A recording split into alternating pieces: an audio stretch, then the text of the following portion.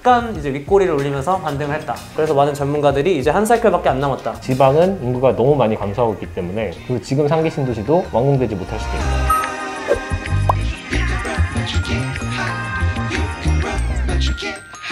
안녕하세요. 안녕하세요. 또 2주 만에 뵀는데 또 역시 옷이 화사해졌는데 추위를 많이 타시나 봐요. 분명히. 네, 두꺼운 걸로. 더울 것 같은데? 이제 안 입으면 또 못 입을 것 같아서. 마지막으로? 네, 이제 마지막으로. 그리고 세탁소 맡기는 거야? 네네.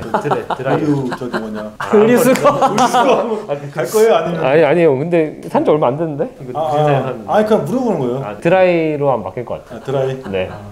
지금 또 부동산이 네. 지지난주에 우리가 했을 때만 해도 네네. 또 바뀌었잖아요. 맞습니다. 지금 또 어때요? 조금 바뀐 거는 제가 2주 전에 말씀드렸을 때는 이제 9억 이하에만 거래량이 늘어나고 호가가 늘었다고 말씀드렸는데 그러니까 그 대출 때문에? 대출 때문에. 네. 근데 이번에는 10억 초과인 집 산성역 포레스티아 기준으로 33평에도 거래량이 늘어나고 가격도 원래 9억 중후반에서 지금 10억 5천까지 실거래가 찍혔어요. 그러니까 2주 만에 조금 변화가 있긴 있었습니다. 그 산성역 포레스티아가 얼마였는데 10억까지 이제 간 거예요? 고점 기준을 말씀드리면 14억 4,500이었고 지금 빠져서 9억 한 4천까지 빠졌다가 지금 다시 10억 5천으로 이제 약간 이제 윗꼬리를 올리면서 반등을 했다. 그럼 이제 상승세 가는 건가? 그게 이제 뭐냐면 아직 상승세로 보기는 어려운데 이제 핵심은 그 전에 이제 특례보금자리론 나오면서 이제 9억 이하 거래가 됐잖아요. 그럼 거기 중에서도 그걸 매도하고 더 상급지로 가려는 사람이 있잖아요. 그럼 이제 당연히 부차적으로 거기서 거래가 일어나면 이제 그거보다 약간 높은 가격대로 거래가 순차적으로 일어나는 거예요. 왜냐면 거기서 아예 거래가 안 됐다가 제가 싼 집을 팔고 이제 비싼 집을 사는 거죠. 9억 이상도. 특례보금자리론을 받지 않아도. 근데 만약에 이제 그 9억에서 10억, 11억 이런 집들이 또 거래가 잘 되면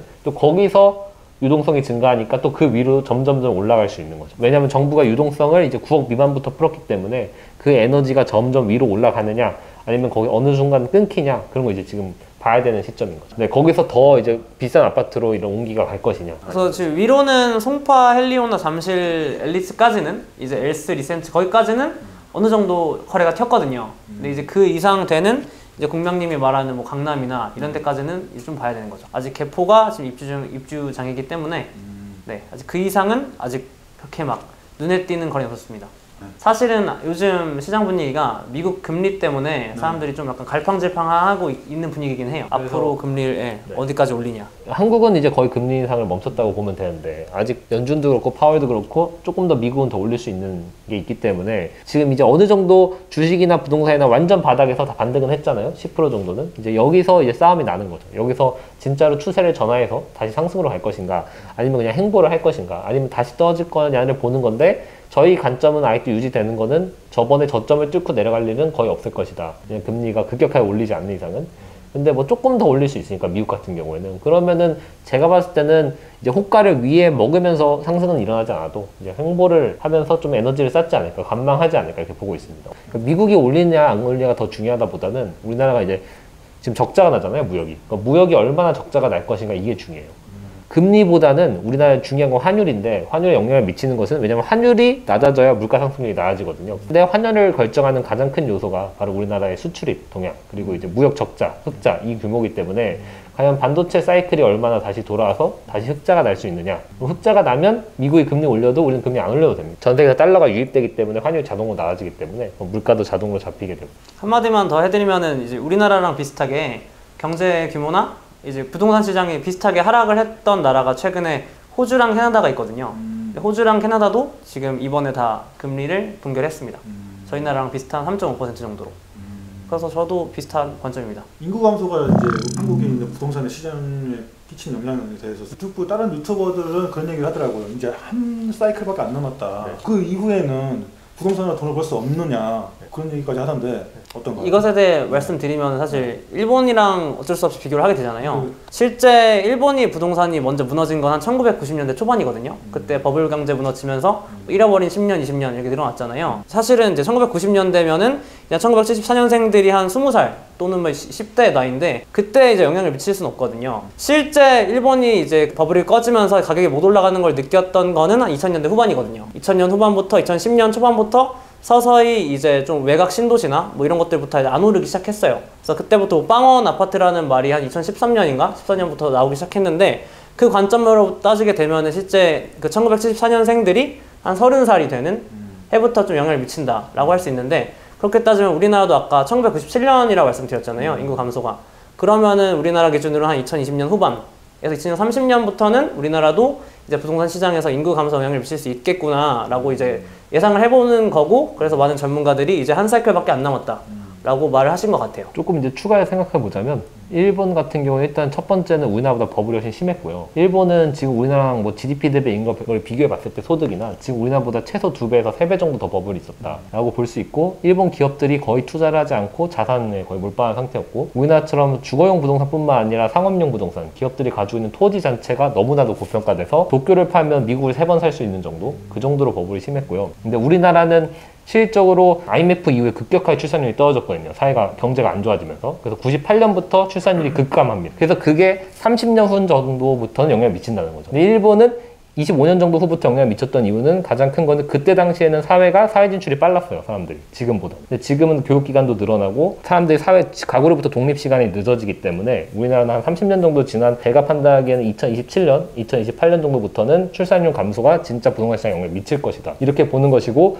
그 이후에 97년, 8년부터 떨어지긴 하지만 정말로 많이 떨어진 거는 이제 한 2010년 정도부터는 진짜로 많이 떨어졌거든요. 세계 1등 수준으로 많이 떨어졌거든요. 그렇기 때문에 이제 두 번째 사이클은 없을 것이다. 앞으로 한 번의 사이클은 남았지만 한 번 더 사이클이 힘들 거라고 하는 이유는 이제 정말로 많이 떨어지는 시즌이 오기 때문에. 그래도 97년 이럴 때만 해도 뭐 1.4%, 근데 지금 0.7% 이러잖아요. 그러니까 이런 것들이 영향을 미치는 사이클에서는 당연히 출산율은 엄청나게 감소할 수밖에 없고요.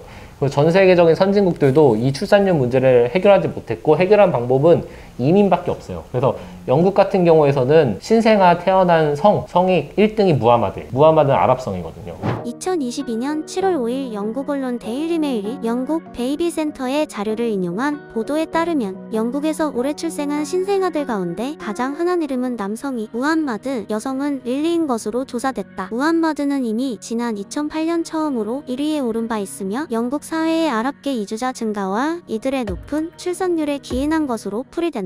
그러니까 아랍인들은 출산율이 훨씬 높아요. 보통 3명에서 4명까지도 낳는데, 그래서 그런 이민을 받지 않고 해서는 우리나라, 한국 순수 혈통이 이제 출산율이 높아질 확률은 거의 없다.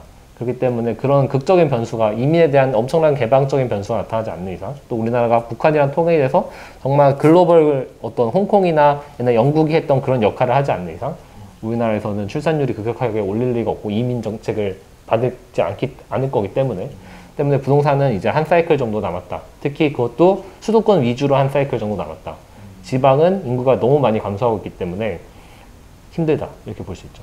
앞으로 한 사이클밖에 없으면 그 기회를 잡을 수 있는 사람이 몇이나 되겠어요. 잡아도 팔기가 힘들죠. 그러니까 그러면 진짜 똘똘한 한 채를 지금 쥐고 있어야 되는 거 아닌가. 그렇죠. 만약 여력이 된다면 지금은, 옛날에는 아무거나 사도 올랐기 때문에 내가 돈이 많이 없어도 빌라 같은 거 갭 투자해서 돈을 벌 수 있었지만, 지금은 이제 그런 상황이 아니기 때문에 여력이 너무 안 된다면 부동산은 어느 정도 단위의 돈이 필요하잖아요. 아예 부동산 투자를 생각 안 하는 것도 방법입니다.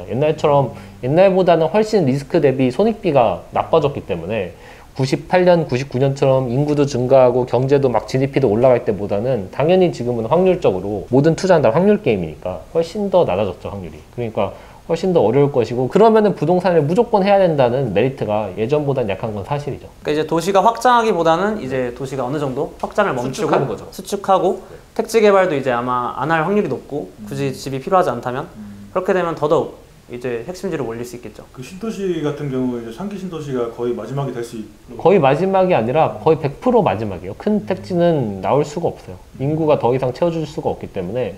이제는 만약에 일본이 가장 많이 망한 이유 중에 또 하나가, 일본이 계속 아베노믹스라고 저금리를 유지했잖아요.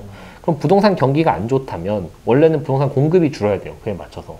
왜냐면 지금 PF 대출이 금리가 16%, 20% 얘기를 하잖아요. 그 PF 대출의 금리가 높다는 거는 한마디로 건설 비용이 높다는 거예요. 원가가 올라갔다는 거죠. 그러면 몇 년 후에 부동산 공급이 줄어야 정상인데, 일본이 아베노믹스를 하면서 계속 완화적인 통화 정책을 하면서 경제가 안 좋음에도 계속 공급이 늘어났던 거예요. 그렇게 됐기 때문에 인구는 감소하는데 공급이 계속 증가하면서 결국에는 수요층이 아예 공급 대비 너무 적어지니까 부동산이 아예 자산시장이 방향이 틀어진 거죠. 그래서 전 세계에서 볼 수 없는, 유례 없는 30년 하락이 나온 건데, 우리나라도 만약에 정부에서 계속 공급을 증가시킨다면 일본보다 더 처참한 결과가 나오죠. 그러면 부의 효과, 자산의 효과가 무너지면서 대한민국 완전히 이제 경제 자체가 완전히 침몰하는 결과로 나오기 때문에 더 이상 상기 신도시 이후에 공급을 늘릴 수는 없다.